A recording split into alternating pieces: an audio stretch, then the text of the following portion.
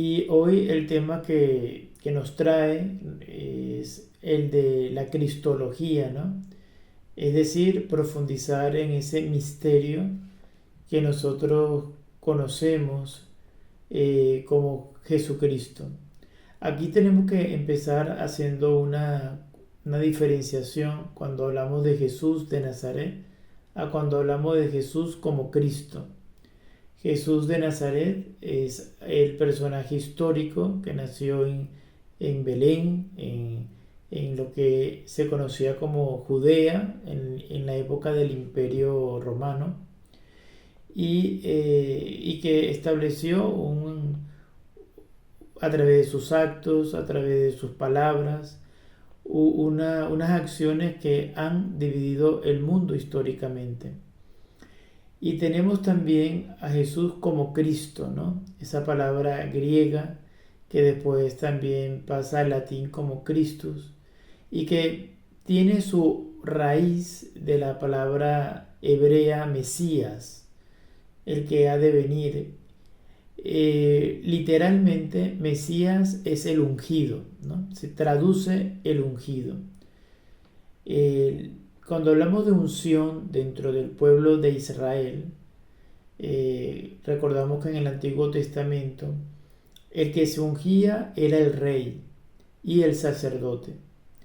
Por tanto, el término Cristo, que es el ungido, tiene una característica de realeza y tiene una característica profética en cuanto sacerdocio real, ¿no?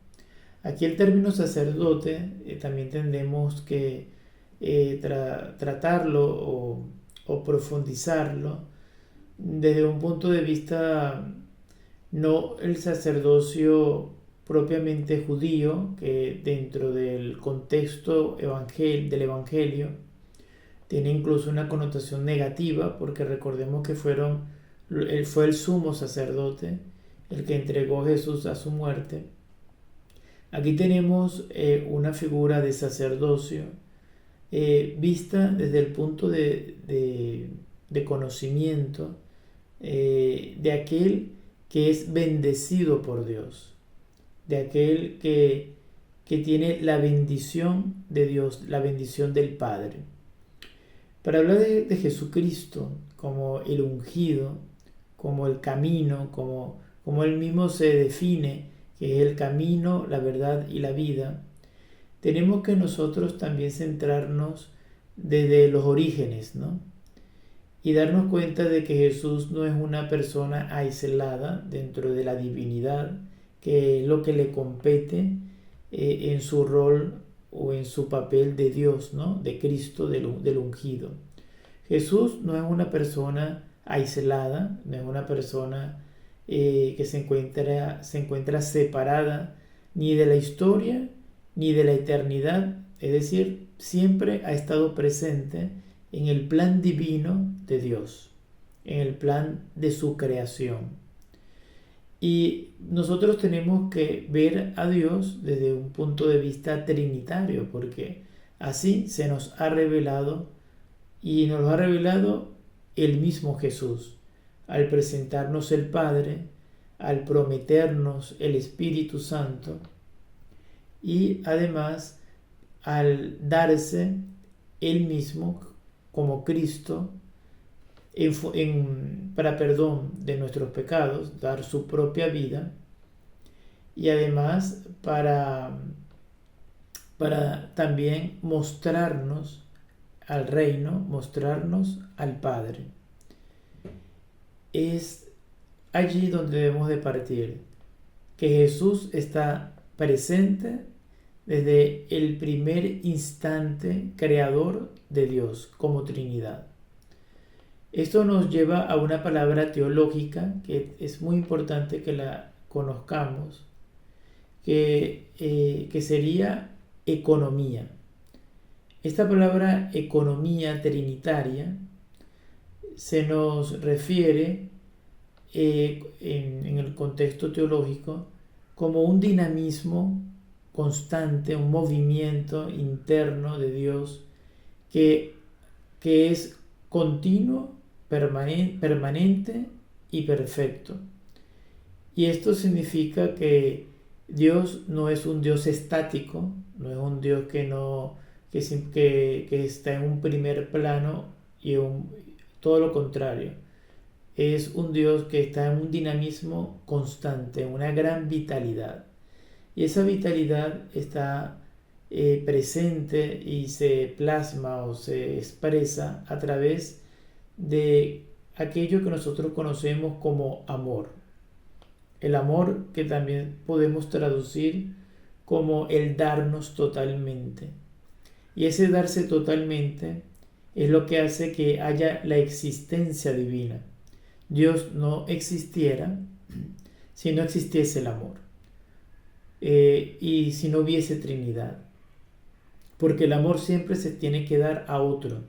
Por tanto, Dios, dentro de su contexto eterno, es decir, que no tiene ni principio ni fin, parte desde el punto de que el Hijo ama al Padre y el Padre ama al Hijo y ambos aman y reciben el amor del Espíritu Santo. Por eso cuando nosotros estudiamos en la catequesis, estudiamos la Trinidad, se nos hace referencia a que son tres personas distintas, tres personas que no son idénticas, pero a la vez esas tres personas que son diferentes y que se aman mutuamente entre las tres, a la vez conforman un único Dios, ¿no? Un solo Dios, y por tanto nosotros creemos en un monoteísmo, en un solo Dios, pero que está expresado, que está conformado por tres personas. Y hoy en la cristología, que es el tema que nos centra, vamos a estudiar a esa segunda persona de la Trinidad, que es Jesús. Jesús, desde el momento de la creación, se establece como el Logos. Cuando nosotros hacemos referencia a esta palabra Logos, le podemos tener varios significados, pero hay uno fundamental que se expresa en el prólogo del Evangelio de San Juan Evangelista, que indica que el Verbo es Dios y el Verbo era con Dios, ¿no? Y desde el primer momento de la creación se encontraba este Verbo. Aquí el Logos indica de que es una palabra que implica una acción. Por eso en castellano nosotros lo traducimos como verbo, porque la definición del verbo es la acción que existe dentro de una oración. Y en este caso Jesucristo es el verbo, es la acción del Padre. Cuando vemos en el Génesis, en uno de sus relatos de la creación, cuando indica era el primer día y Dios creó a los astros, separó las aguas, separó la oscuridad de la luz. Lo dijo, se hizo y vio que era bueno. Allí ya está presente Jesús en esa acción del Génesis, o que nos plasma el primer libro del Génesis, en la cual desde el principio, cuando Dios dijo, esto lo voy a crear, esa voz creadora, esa voz transformadora, es la voz de Jesús. Y es en sí misma, esa voz en sí misma es el Verbo, es Jesús. Entonces Dios, en su Hijo, que es Jesucristo, nos ofrece un rostro dinámico, un hermano, una persona cercana. Un verbo que, siendo una palabra y una voz divina, se hace carne y se hace humanidad para cada uno de nosotros. Y es allí donde comienza el escándalo de Dios, ¿no? En ninguna cultura del mundo antigua y actual se puede comprender esta situación teológica que tiene tienen los católicos, los cristianos en general, de que Dios se haga criatura para dar su vida y en compensación y para la salvación de todos sus hijos, ¿no? De todos sus hermanos, de toda la creación, de toda su creación. En todas las culturas religiosas vamos a ver que Dios siempre es un ser distante, un ser que crea, pero que nunca va a asumir el papel de la criatura. En otras religiones la figura de Dios es totalmente superior y a veces hasta indiferente a lo que pueda pensar una pequeña porción de su creación. Nosotros como seres humanos, hombres y mujeres, no dejamos de ser un punto dentro de toda la creación. Pero para Dios, nosotros somos cada uno una persona importante, únicas e irrepetibles. ¿Y por qué? Porque nos hizo a su imagen y a su semejanza. Si bien no nos hizo dioses, sí nos hizo partícipes de la bondad divina, del amor paternal que nos tiene, y nos invita a que nosotros demos también una muestra filial como creación de amor a su creador. Entonces Jesús estaba dentro del plan de Dios desde el momento de su creación. Él era el verbo creador que actuaba en el deseo primigenio del Padre, pero que tenía una función muy precisa, que era mostrarnos la plenitud de la revelación a los hombres, es decir, el rostro del Padre. Pero Dios, en su creación, al momento de crearnos, Él no nos obliga a nosotros a nada. Si Él quería que nosotros le amásemos o le amáramos, no, tenía que ser de una manera libre. Y por ello la creación del ser humano viene unida al don de la libertad, así como también viene unida al don de la justicia, al don de la belleza, de la unicidad. También nos da un don muy importante que es la libertad. ¿Por qué? Porque Dios no nos va a obligar a nada. En Él que es economía trinitaria, que se llama en sí mismo el Padre, el Hijo y el Espíritu Santo, no iba a crear al hombre y a la mujer para que se vean obligados a amarle. Él nos dio la libertad. Una libertad que también se la ha dado a los ángeles, porque cuando hizo la primera creación, que fue la creación de los ángeles, también le dio la libertad. Y es por ello que Satanás y sus secuaces tuvieron la oportunidad de seguirle, pero también de rechazar el plan de Dios. Y aquí hay algo interesante, porque podemos poner una contraposición entre el demonio y Jesucristo, porque la razón de que el demonio exista es precisamente porque no aceptó el plan de Dios, que es el de Jesucristo. Había una envidia, se puede decir, se puede deducir por la tradición de la iglesia, de que el demonio pecó porque tenía envidia de que Dios tomara forma humana para revelar el amor del Padre a los hombres y mujeres creados por Él, y en vez de mandar a un ángel, mandar a un ángel o hacerse un ángel. En definitiva, el demonio tuvo celos de este plan de Dios que es Jesucristo, y por eso le dio la espalda, y por eso se ama a sí mismo en un egoísmo eterno, y también por ello rechaza y odia al ser humano. ¿Por qué? Porque justamente su condenación fue producto del amor de Dios al hombre y a la mujer. Y por tanto, ese es el motivo de la condenación eterna de Satanás. El ser humano nace en su libertad y también ante la tentación del demonio, que ya había rechazado el plan de Dios, se le ofrece al ser humano la posibilidad de endiosarse, de tener conocimiento de todas las cosas, de darle el poder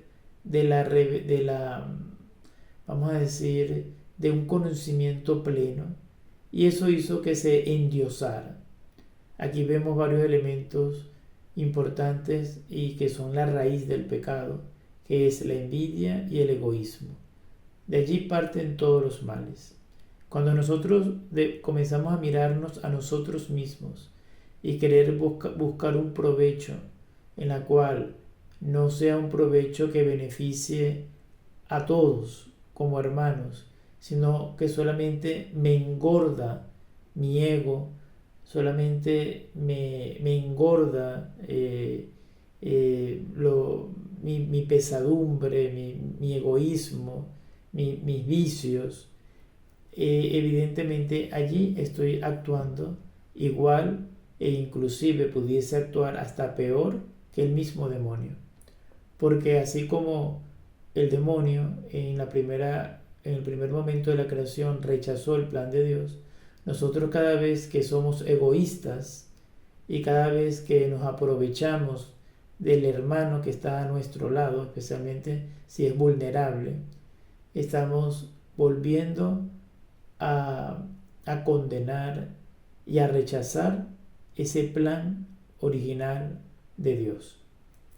Y es así como entró el pecado y se le tuvo que unir a ese plan de Dios, que era un plan perfecto. Nosotros no teníamos que morir, no teníamos que sufrir, porque ya teníamos a Dios con nosotros. Pero como decidimos a través del pecado darle la espalda a ese plan de Dios porque queríamos ser como dioses, entonces Dios en su misericordia tuvo que variar un poco el plan salvífico y no solamente tenía que mostrar a Jesucristo al rostro del Padre, sino que tenía que morir para poder saldar el pecado de cada uno de nosotros, de cada una de las personas que conforman la humanidad. No solamente de las que han vivido, sino que incluso aquellas que van a nacer. Jesús paga esa deuda por todos. ¿Y por qué Jesús la paga y no cada uno de nosotros? Porque esta pena, que es esa modificación del plan de Dios, se da en un contexto eterno, afecta a nuestra salvación eterna. Y nosotros somos seres humanos limitados, somos mortales y estamos limitados por un espacio y un tiempo. Y cualquier cosa que nosotros hagamos para saldar nuestro pecado va a ser insuficiente, porque se necesita o se necesitaba que esa deuda fuera saldada por un sacrificio eterno. Y ese sacrificio eterno es el que se produce y se efectúa en Jesús. Y es un sacrificio que nosotros podemos verlo todos los días cuando vamos a la Eucaristía, porque Jesús en su misericordia y en su amor nos dejó su presencia real, que es su cuerpo y su sangre, en cada misa.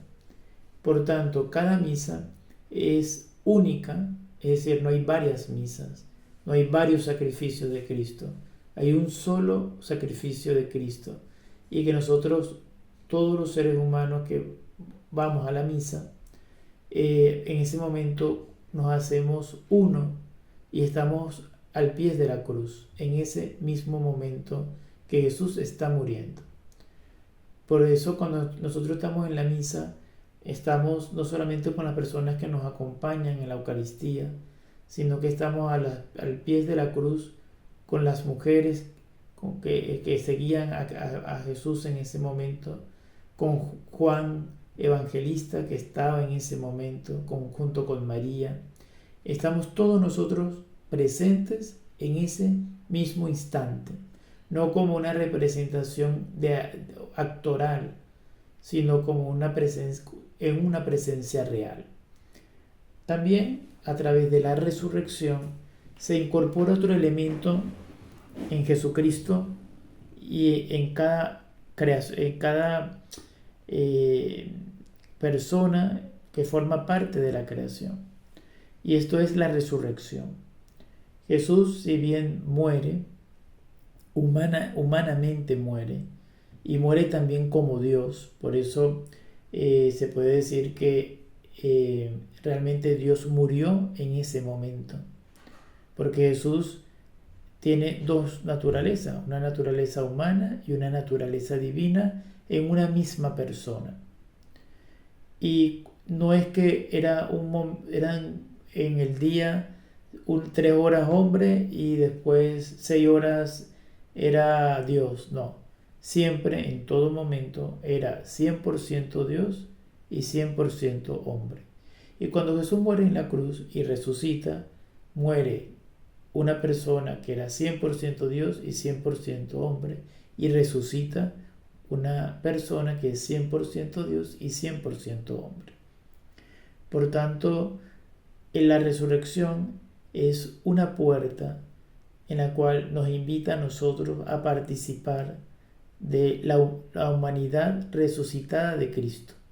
Nuestro cuerpo, al momento de morir, no se va a desprender propiamente del alma, sino que junto al alma vamos a trascender y a ser partícipe no de una resurrección por nuestros propios medios, sino en participación de Jesús, que abrió esa posibilidad, abrió ese plano que nosotros por el pecado nos lo habíamos cerrado.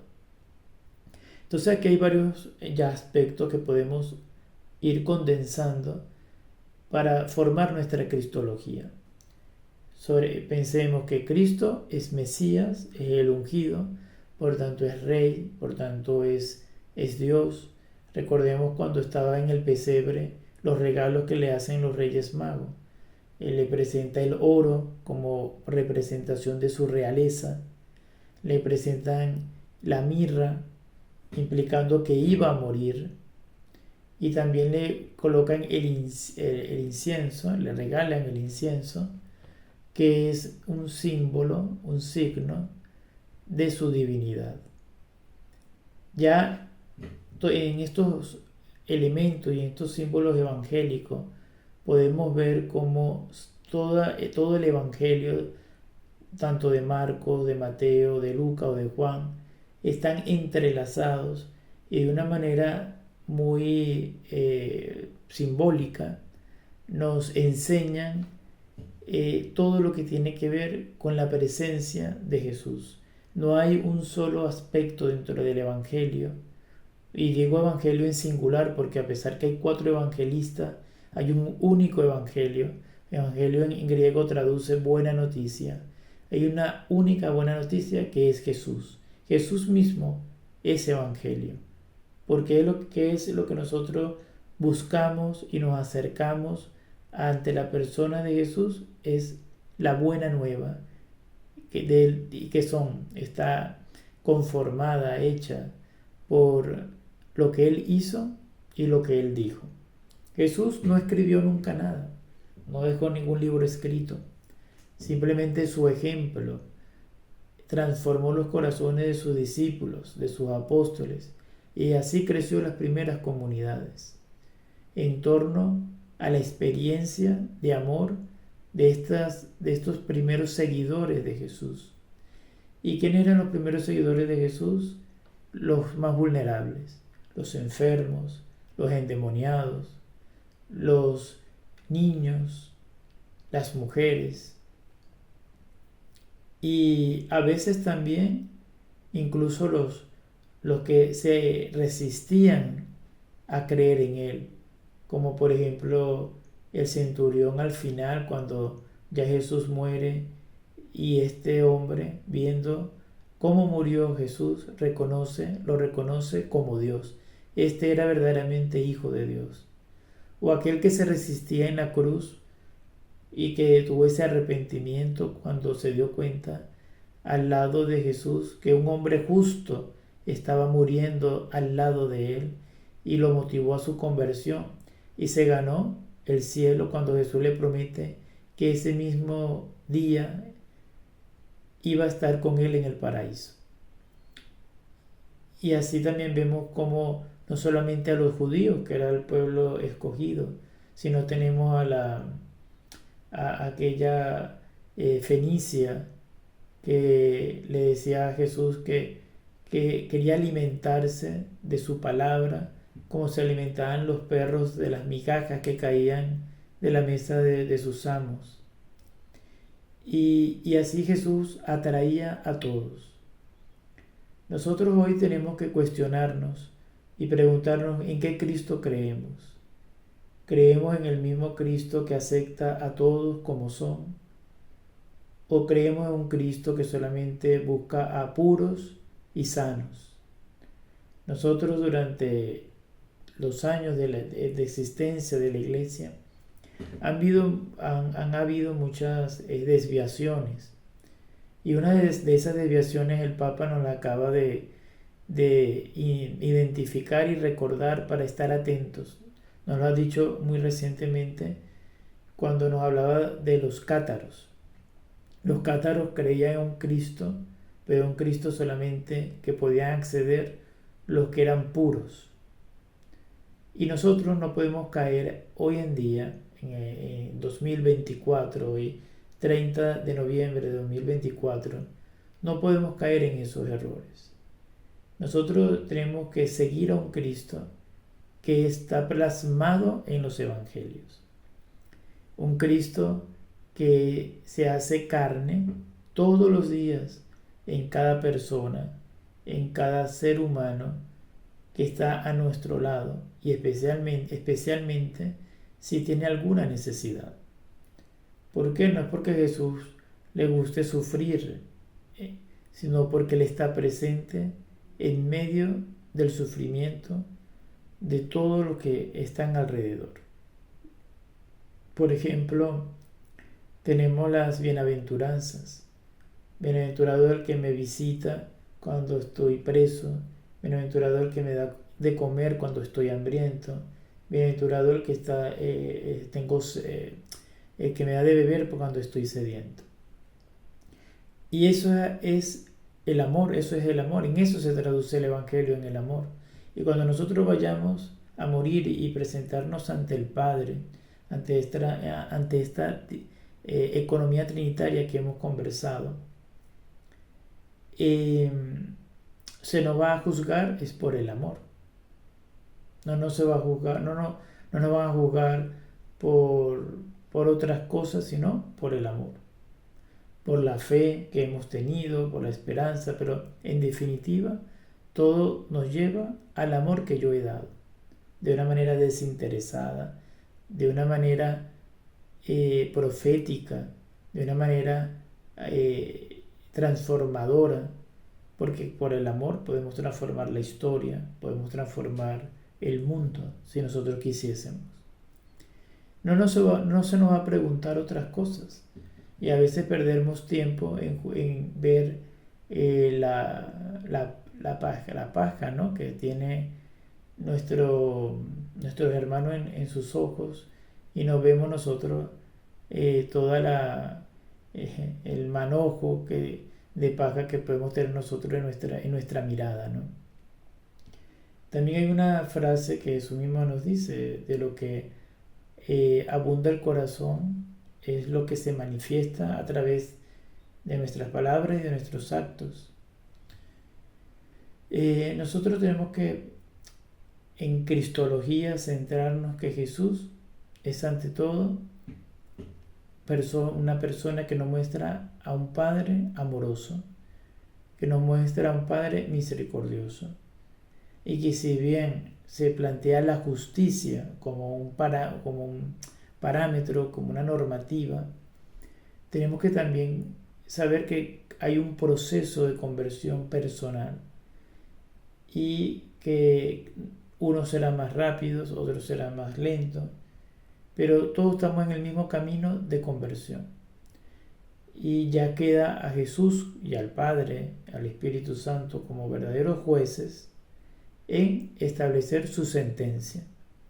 Pero esa sentencia no la puede hacer ni ningún hombre ni ninguna mujer, solo Dios. ¿Qué nos compete a nosotros como cristianos? Simplemente amar, amar sin distinción, amar sin recelos, sin límites. Eso es lo que Dios nos pide. No nos pide estar en un juicio constante con las demás personas, con las demás religiones, con los que no creen en nada. Eso no es nuestro papel. Nuestro papel es creer en Jesús, pero desde el amor, desde el amor. Y nosotros que ya tenemos un camino andado, que ya creemos en el Jesús sacramentado, nos queda es arrodillarnos, contemplar, rezar, disponer nuestra vida en función a lo que Él desea. Y solamente ser menos instrumentos. Y es allí donde estamos viviendo la cristología.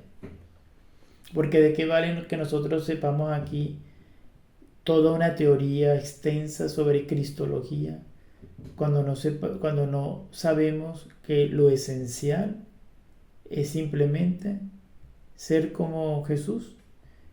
Y ser como Jesús no el de los tratados, sino ser como Jesús de los evangelios.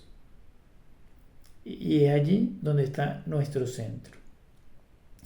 Ahí van a quedar algunos minutos para que ustedes quieren hacer alguna pregunta, quieran hacer algún comentario. Lo pueden hacer en este momento.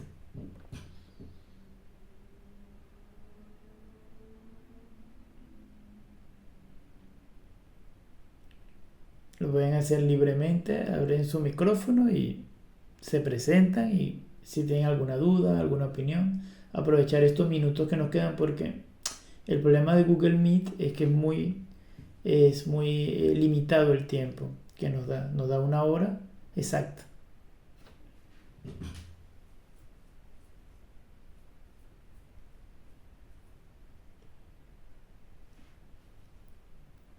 Todo quedó claro.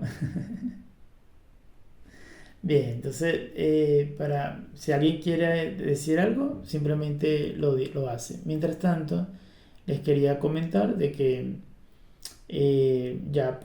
para mañana les voy a proponer un día, para que tengamos un día fijo, 1 o 2 días fijos en la semana, para poder encontrarnos a través de esta manera, de este medio. Decía en un principio, para los que se colocaron al principio, de que a lo mejor puede ser más de 2. Ya yo les voy avisando, ¿no? Según lo que ustedes puedan, se conectan. Y la idea es cada vez ir profundizando más.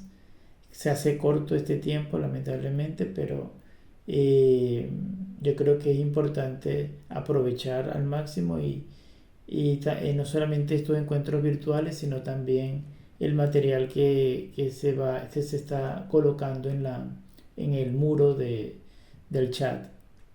También, si hay alguna pregunta o alguna duda con respecto al trabajo final, ustedes me lo pueden hacer escribiéndome directamente a mi número a través del WhatsApp. Y qué otra cosa les iba a comentar. Cualquier duda, no solamente del trabajo final, sino cualquier duda que ustedes tengan, igualmente me pueden constantemente escribir. Gerardo, levantaste la mano, te escuchamos.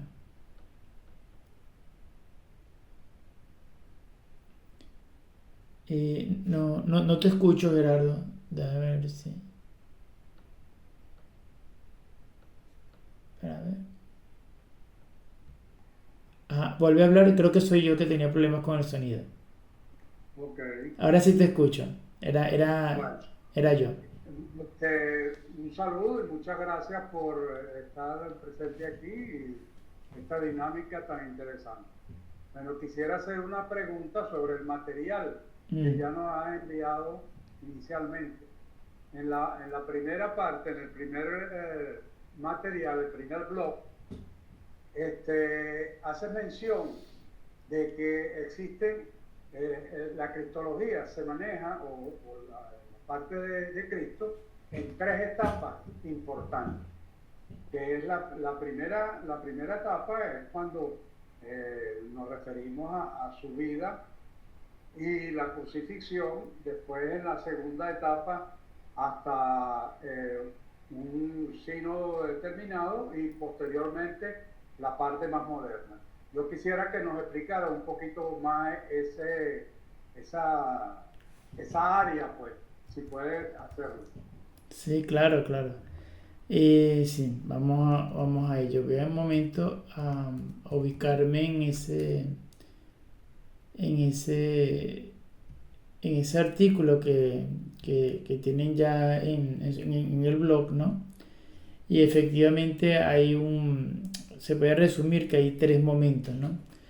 El primer momento en la cual está la parte bíblica, ¿no? Que es algo que lo que hemos hablado un poco ahora, en la cual se presenta la vida, la muerte, las enseñanzas de Jesús y que se desarrolla de una manera vital a través de la experiencia de Jesús junto con sus discípulos. De allí es donde surgen las comunidades primitivas, ¿no?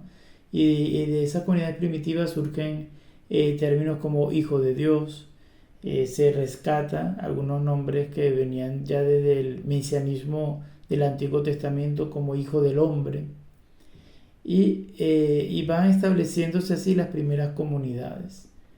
Pero cuando surgen las primeras comunidades cristianas, como dije anteriormente, también se van dando o se van adoptando distintas corrientes, y eso hace que surja un sínodo que, aparte del sínodo de Nicea, en la cual reconoce a Jesucristo como Dios, como Señor, el concilio de Nicea, el primer concilio de Nicea, en la cual se pronuncia que Jesús es hombre y Dios. Esa es la primera parte de lo que es la cristología. Toda la cristología nace de ese aspecto. Y eso es para responder a una herejía que era el arrianismo, que decía que Jesucristo era hombre pero no era Dios.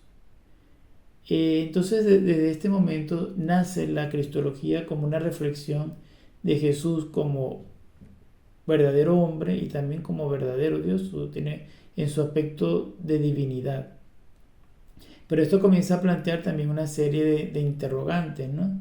En la cual que ya con San Agustín se llega a tener un tratado de la Trinidad, de un trinitario, ¿no?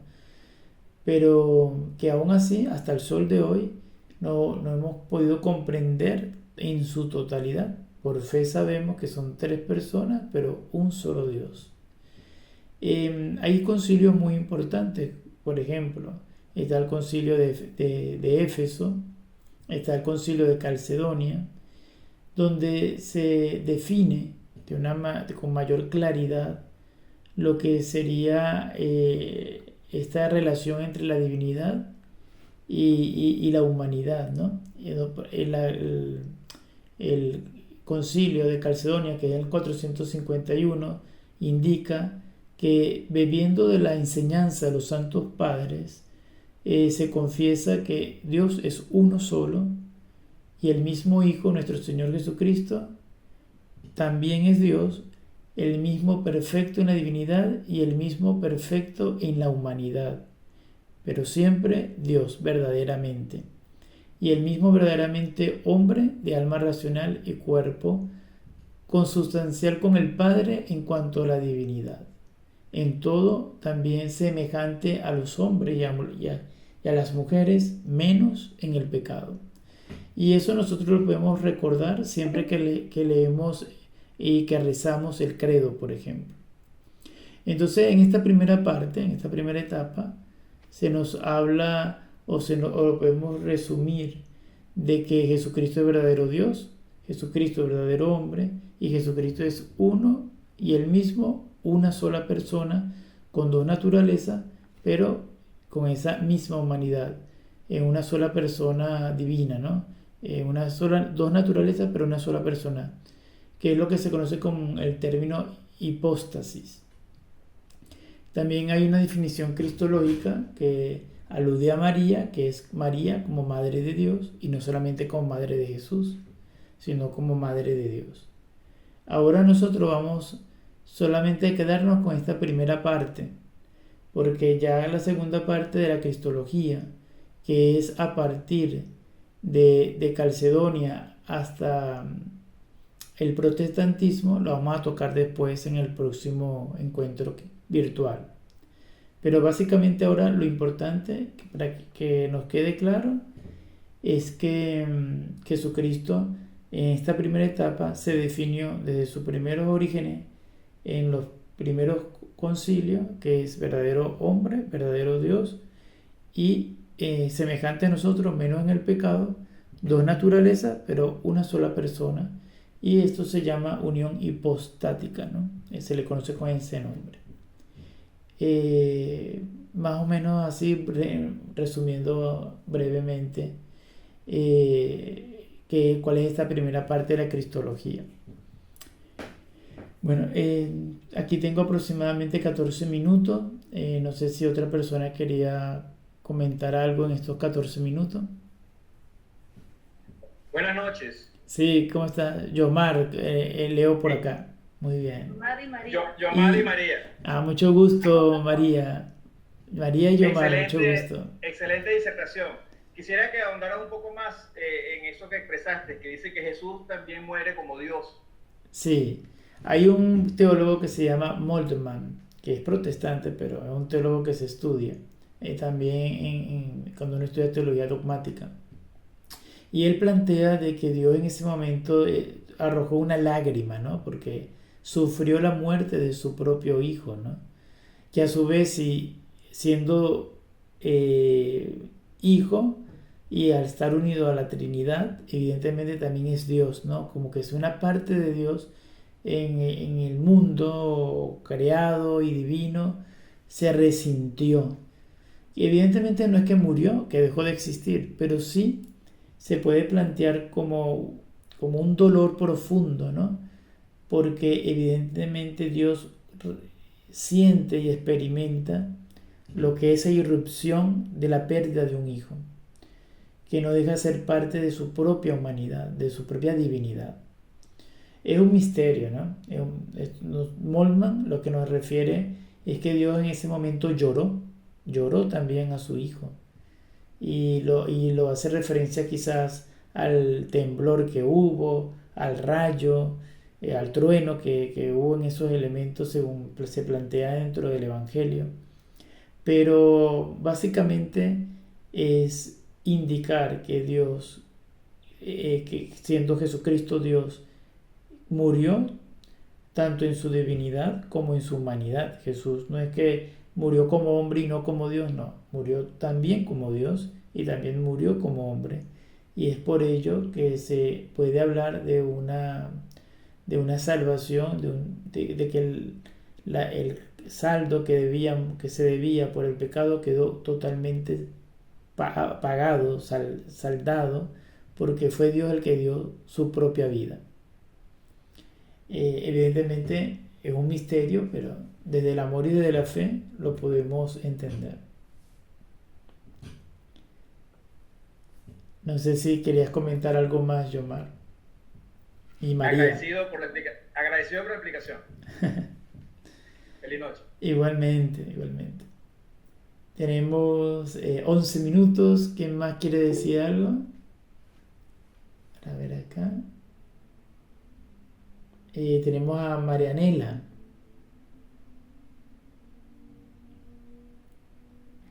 Ahora sí, buenas noches. Buenas noches. Muchas gracias por tan bella explicación. Mi preocupación, o bueno, en realidad es que quería saber cómo es el tema del trabajo. Tengo entendido que es un mapa. Sí. Sí, yo le voy ¿Qué día hay que entregarlo? sí, se va a entregar el último día de nuestro encuentro, de que toque del módulo. Hasta el último día hay tiempo. Es decir, yo todavía no tengo aquí a mano, no tengo la precisión del último día de nuestro encuentro, de nuestro módulo, pero hasta el último día va a haber oportunidad. Lo importante es que lo vayan desarrollando con calma. No es necesario hacerlo de todo lo que se muestra en ese eh, en ese primer documento que habla de los distintos módulos. Simplemente tomar un aspecto, un tema de lo que están allí y estructurarlo a través de un mapa conceptual. Yo les voy a mandar a dejar a colgar en el chat un video donde explican cómo se hace un mapa conceptual.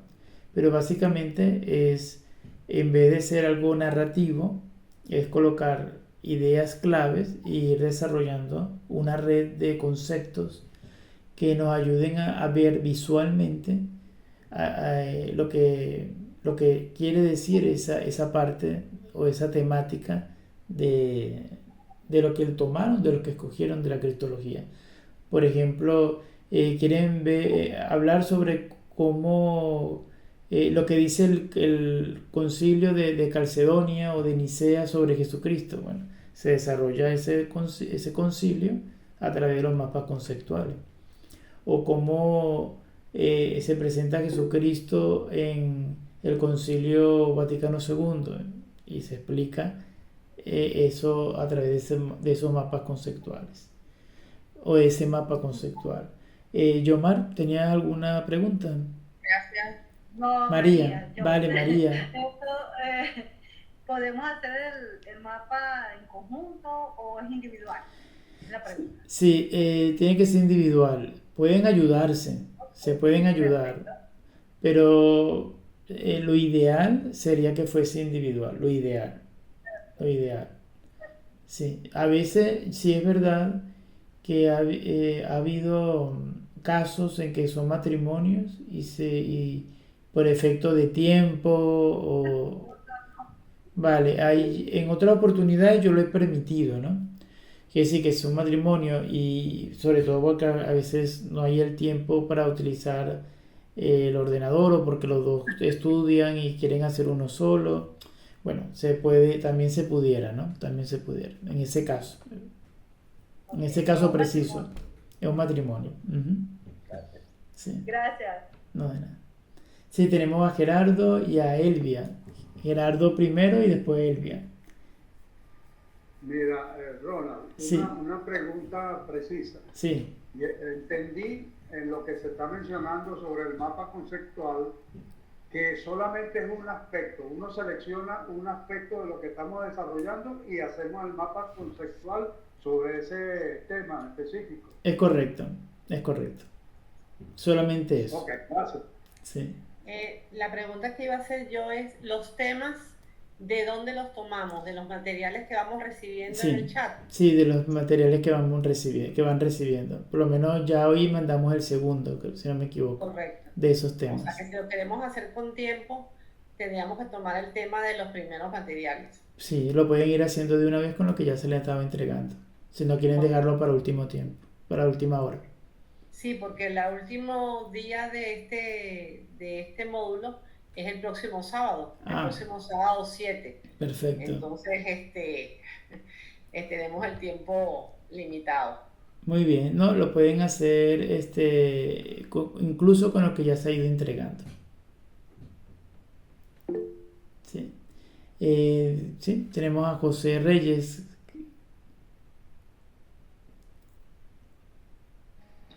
Buenas noches, ¿me escucha? Sí, sí, sí te escuchamos. Ajá, buenas noches.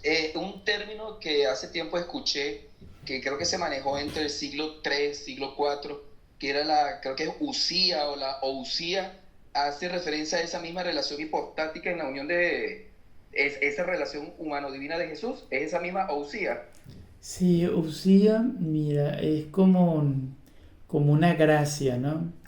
Una unción, pero ya, dame para recordar un poco que me agarré. Ya te voy a decir, más o menos. Sí, es como reconocer que Dios es Señor, que Jesús es Señor, ¿no? Llevándolo a un a un plano muy simple, ¿no? Muy literal, es el reconocer que Jesús es Señor, ¿no? Es la unción que tiene Jesucristo como Rey y como Señor del universo. Esa usía es como la unción que tiene Jesús como Dios, ¿no? Como Dios. De todas maneras, yo voy a profundizar un poco en el término y lo coloco en el chat para explicarlo un poco mejor. Muchas gracias. De nada, José. Nos quedan 5 minutos, por si algún momento se cae la señal, saben que es por el tiempo. Allí levantó la mano, pasa que no tengo tu nombre. Vio la mano, pero no el nombre. Si quieres decir algo. Quería preguntar algo. Sí. Es lo referente a lo de que hablaron que el sábado que viene concluye el módulo. Pero yo tengo entendido que el sábado es la parte festiva de lo de Navidad, ¿no? Que tenemos una misa, hay un compartir.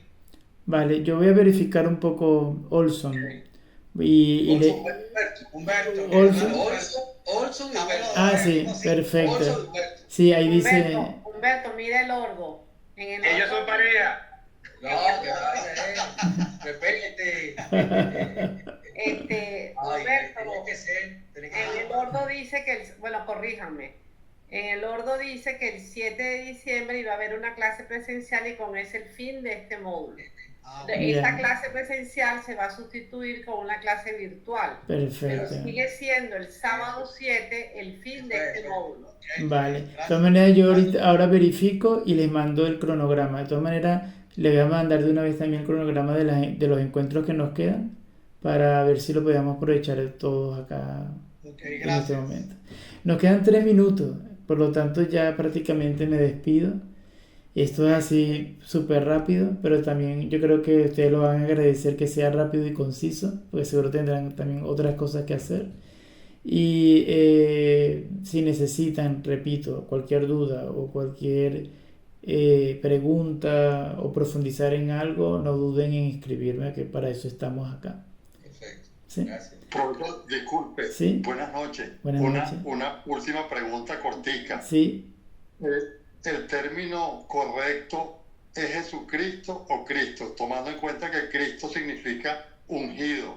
Sí. Pero ¿en qué momento se puede utilizar la palabra adecuada? Yo pienso ¿Que uno que... diga Jesucristo o que diga Cristo? Creo que los dos son iguales, son indistintos. Cristo, Jesucristo, no creo que haya una diferencia en su uso.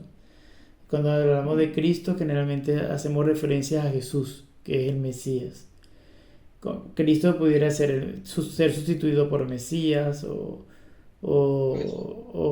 hijo de Dios, son términos. Camino, originalmente el término más antiguo no era Cristo, sino camino, se llamaban lo del camino. Y Cristo son términos que se han ido adoptando dentro de la iglesia a lo largo de los siglos. Vale, bueno, mucho ánimo, un gran gusto por haberlo recibido y conocido. Gracias a usted. Saludos. Gracias.